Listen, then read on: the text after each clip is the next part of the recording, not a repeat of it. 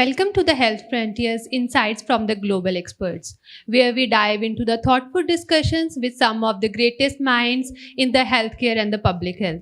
I am Dr. Ayushi, your host, and we are privileged to have Dr. Sukhpal Kaur with us today. So, we welcome you, ma'am. Thank you. Dr. Sukhpal is currently serving as the principal of National Institute of Nursing Education, PGI Chandigarh, and with the greatest and the immense experience of over greater than 30 years in the teaching, research, and training in the field of the nursing education.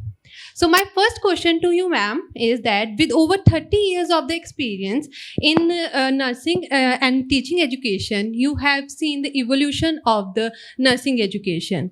So how does the approach of the leadership evolved over these years, and what are the key lessons you have learned that continue to guide you? Okay, thank you for the question. Truly speaking, I'm not a born leader, but thanks to Almighty, who has given me such a vision to work, helping me to work in the right direction. And I'm really thankful again to the God for helping me to getting admission in such a prestigious institution of India, worldwide. In fact, I'm in National Institute of Nursing Education, and I want to tell you that I am the product of this institution. I did my graduation, post-graduation, and doctorate from PGI MER Chandigarh itself. And you can understand that coming as a student and growing over the period of time and then reaching at the topmost position is nothing but a dream come true for me. And the only mantra we say in India, I have in my mind and still I'm practicing is that I have to work with a lot of commitment, lot of compassion and lot of dedication. This is my three mantra in my mind, and I always work with the open mind. I never work that if I work like this, I will get this. I never have such kind of feeling in my mind. I always work with open mind and always believe the God that whatever God will be giving to me will be helping to me. That will be the whatever is in my luck or whatever is there for him for me. And I had lot of ups and downs throughout my professional journey. Whenever there were any ups, I never pampered myself, and whenever there were any downs, I never I never went back. I had taken each and everything as the opportunity. So the negative things have given me lot of opportunity how to grow throughout the life. And I'm again really thankful to the God, because whatever is happening in our life, it is only because of the grace of God. So thanks to Almighty for giving me wisdom and giving me opportunity to work in such a prestigious institutions. And I am producing the nurses, the greatest nurses of the world in my institutions, and really very lucky to be part of this particular institutions. Thank you so much, ma'am. What a great answer. And as you have said that you are building the future nurses also, and you have trained many nurses in the past. So as you have guided many PhD students, MSc students and BSc nursing students, that is a significant part of your role. So what strategies do you employ to mentor and develop the next generation of the nursing leaders? And how do you balance their academic and professional growth? Again, the same thing, whatever I have applied on myself, that to work with compassion, commitment and dedication. The same three things I always, such kind of qualities in my students. I teach master students, doctor students, and I have to be with them as the friends only. I never take student teacher like that. They are my friends, and I always try to promote their overall personality. It is not only academic. In my institution, you will be coming to my institution, and in my institutions, we always provide emphasis on the overall growth of the students. Apart from academic, number of non-academic cultural activities, sports activities are being carried out, and try to help them in all their endeavors in the hospital, in the college, whatever they feel like. My office is always open, and I am always in touch with my students.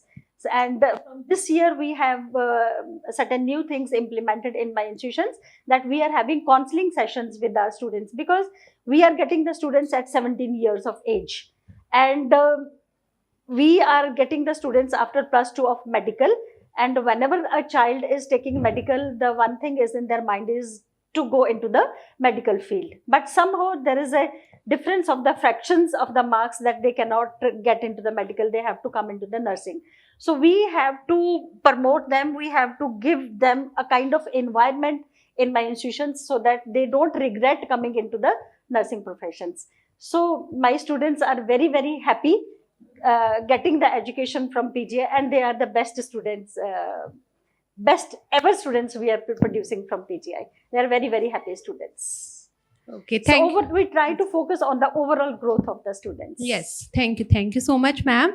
So my next question is that, as you are member of the numerous scientific bodies and the editorial boards and have presented at the conferences globally, how do you leverage these platforms to influence the future of the nursing education and healthcare? See, whenever we are going to attend any of the conferences in India or abroad, we know that there is a galaxy of experts who are available there. Yes. And we have a lot of exchange of ideas there. Yes. And sometimes I was talking of the benchmarks. So sometimes I get some idea that that particular institution is going so well, why not my institutions? So such kind of things and such kind of opportunities we get while interacting with those people.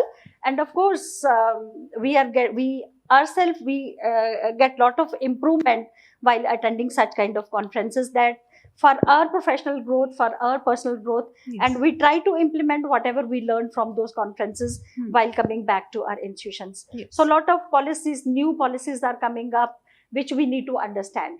And I was talking about that our planning should always be continuous. So and be the student throughout your life.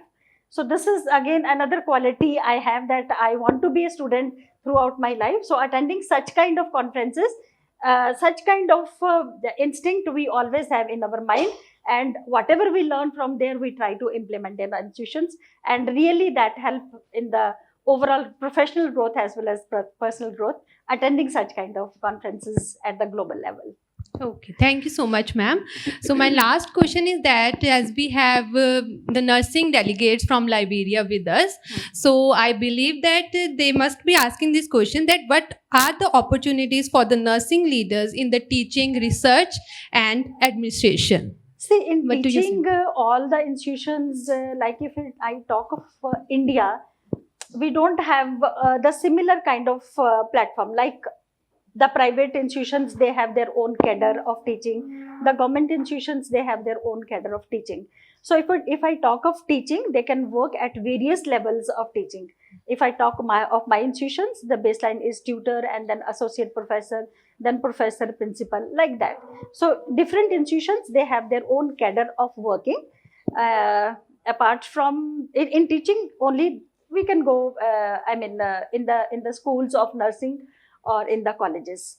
And if we talk of the practice in hospitals, again we have various levels of working. They work as the sister grade, then the sister grade 1, then the ANS, DNS, nursing superintendent and CNO.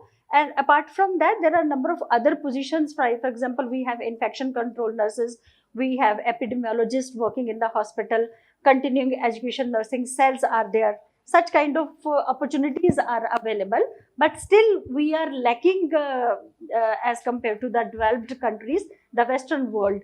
Here, the concept of nurse practitioner, the advanced role of nurses, it is still, in India, it is still at the infancy stage.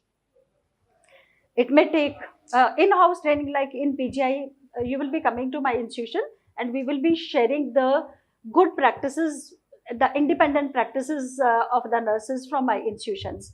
So we have in-house training of the nurses who are working as a diabetic nurse, who is working as amputee clinic nurse, who is working as a head injury, who is working as a stroke nurse. Such kind of in-house training programs are there, and our nurses are doing wonder there. But the problem is we don't have the set standard of working as a nurse practitioner as of now. So this is how the clinical nurses can work at various levels. Similarly, if we talk of research, they can work in various clinical trials. Research as such cannot be separated from academic or from the practice. This is a part and parcel of working in the hospital or in the college. Yes, indeed it is. Thank you so much, ma'am. Thank you for sharing your valuable insights. And I believe that our nurses from Liberia must have taken very useful lessons from your experiences and your thoughts. So we thank you, ma'am. Thank you so much. Thank you so much. Thank you for Thank you. joining us today. And to our viewers, thank you for joining us in our podcast of Health Frontiers Insights from the Global Experts. And be sure to join our next episode of the podcast series, where we share these mindful thoughts, and we also explore the leadership and in the healthcare. Thank you so much. Thank you. Thank you so much.